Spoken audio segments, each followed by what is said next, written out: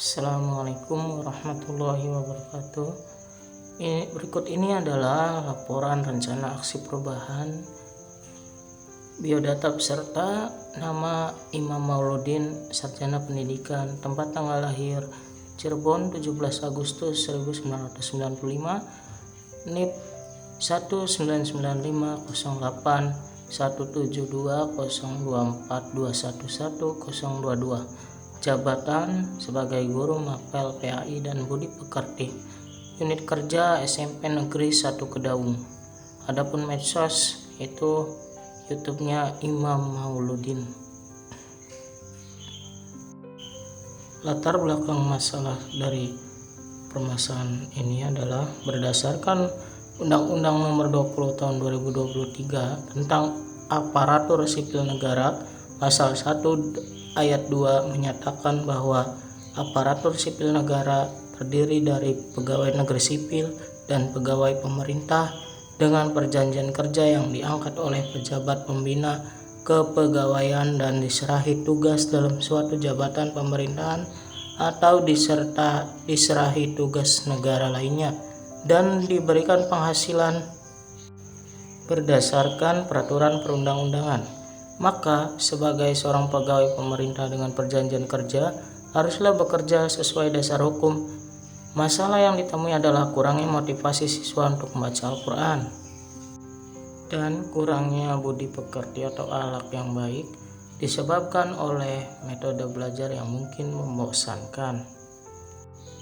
Adapun maksud dan tujuannya adalah menciptakan siswa yang gemar mengaji, bisa menulis Al-Quran sehingga motivasi belajar, akhlak dan nilai siswa dapat tercapai, dan mengasah kemampuan, inovasi dan kreativitas guru dalam melaksanakan proses pembelajaran. Waktu dan tempat. Waktu pelaksanaan kegiatan rencana aksi pegawai pemerintah dengan perjanjian kerja dimulai pada tanggal 10 Maret 2025 sampai dengan 14 April 2025 melalui asinkronus dan sinkronus video dan presensi kegiatan pada platform Google Meet. Rencana kegiatan dilaksanakan di SMP Negeri 1 Kedaung dalam kurun waktu 5 tahun terhitung mulai dari 1 Maret 2024 sampai dengan 28 Februari 2029. Visi dan misi Kabupaten Cirebon. Visi Kabupaten Cirebon 2025 sampai dengan 2030 yaitu Cirebon beriman, bersih, inovatif, maju, agamis, dan aman. Kabupaten Cirebon bersih mewujudkan tata kelola pemerintah yang bersih, melayani, akuntabel, dan profesional.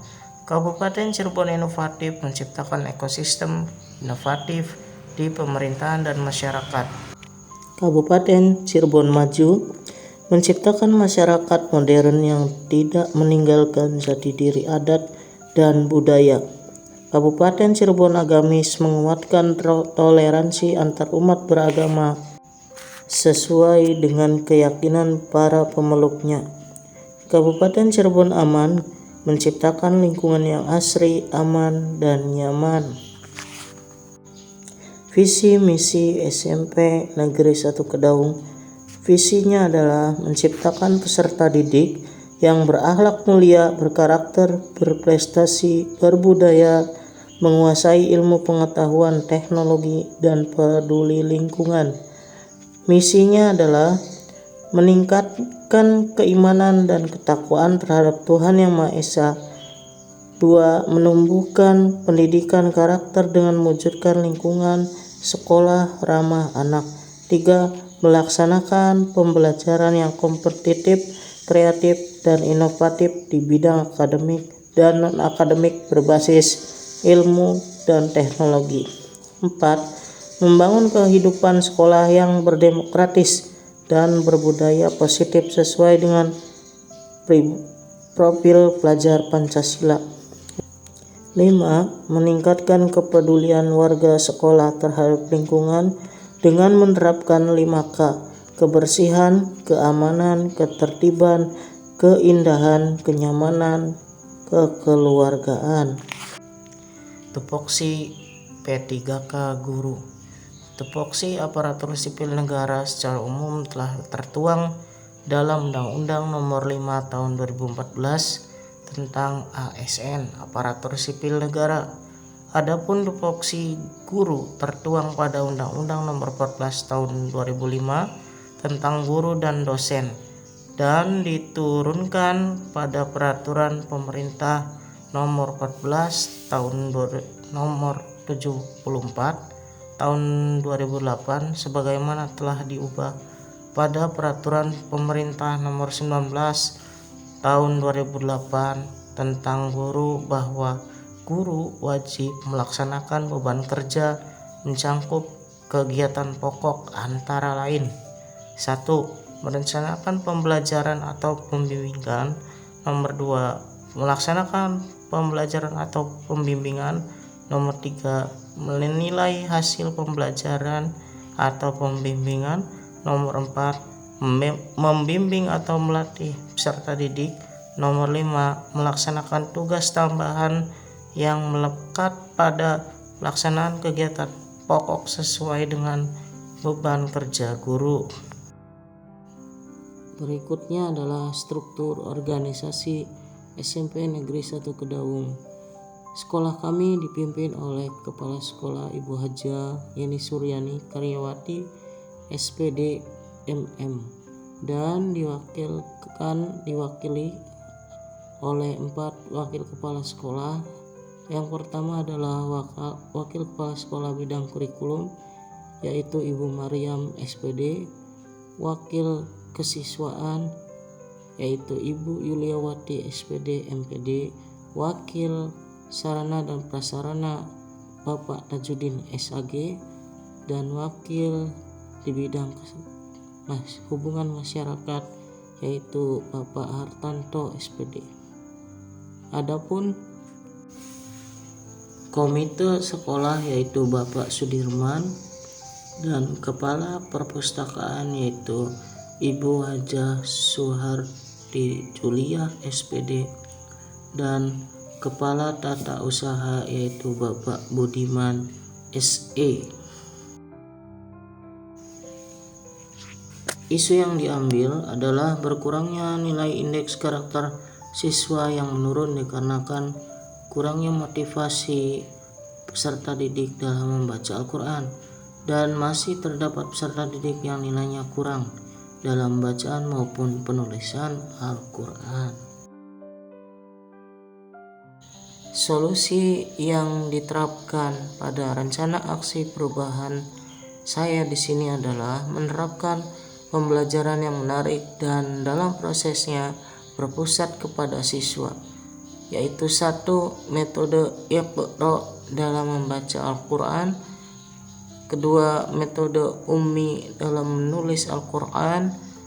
Nomor 3. Metode Problem Based Learning dalam membaca Al-Quran. Nomor 4. Memanfaatkan media pembelajaran berbasis media dan teknologi.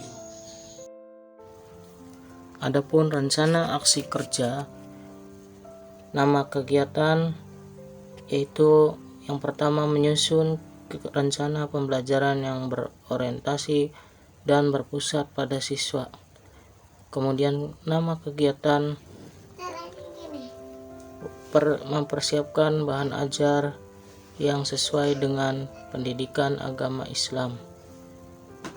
Yang berikutnya adalah indikator pencapaian, menaikkan nilai bacaan tulis Al-Quran yang masih di bawah KKM atau 75. Kemudian waktu perolehannya setiap tahun selama 5 tahun. Kemudian kegiatan yang berikutnya adalah melaksanakan kegiatan memuliakan Al-Quran atau membaca atau melombakan bacaan Al-Quran pada peringatan Hari Besar Islam. Kemudian mengembangkan keberanian dan mental peserta didik dalam minat membaca Al-Quran. Kemudian berikutnya siswa lebih disiplin dalam beribadah, berani berkompetisi. Kemudian Waktu perolehannya yaitu setiap tahun selama 5 tahun. Kemudian kegiatan yang berikutnya adalah menggunakan metode pelatihan Iqra dalam bacaan huruf Al-Quran, meningkatkan bacaan bagi siswa yang belum bisa membaca Al-Quran. Siswa yang dapat membaca huruf dimulai dari dasar atau Iqra pada tahun pertama atau tahun ke-1. Kemudian menggunakan metode problem based learning dalam melaksanakan kegiatan tadarus Al-Quran, yaitu meningkatkan hasil belajar siswa dengan membenarkan bacaan Al-Quran sesuai dengan tartil. Indikator pencapaiannya adalah siswa dapat membaca huruf Al-Quran dengan fasih dan tartil. Itu adalah pada tahun kedua. Kemudian kegiatan berikutnya adalah pemanfaatan media pembelajaran dengan PowerPoint dan video pembelajaran tentang mengaji Al-Quran, yaitu memanfaatkan teknologi pada pembelajaran agama Islam dan budi pekerti. Indikator pencapaiannya adalah nilai siswa menjadi di atas KKM atau 75. Itu adalah pada tahun ketiga. Kemudian melaksanakan metode Ummi dan Yanbu'a dalam tadarus Al-Quran, yaitu meningkatkan kelancaran fasih dan tulisan maupun bacaan Al-Quran peserta didik. Siswa dapat membaca Al-Quran dengan lancar dan fasih dan tartil. Itu adalah pada tahun keempat. Yang terakhir adalah melaksanakan pembiasaan tadarus Al-Quran sebelum melakukan kegiatan pembelajaran. Membiasakan kebiasaan yang baik dan membaca Al-Quran menjadi sebuah kebutuhan.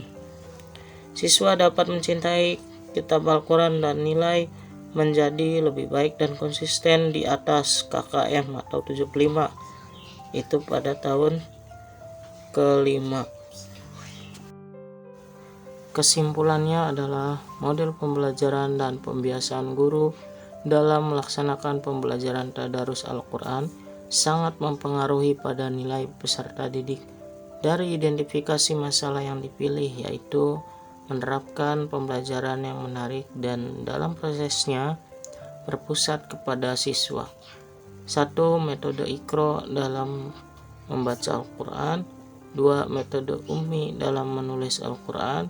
3. Metode problem based learning dalam membaca Al-Quran. Dan 4. Memanfaatkan media pembelajaran berbasis media dan teknologi.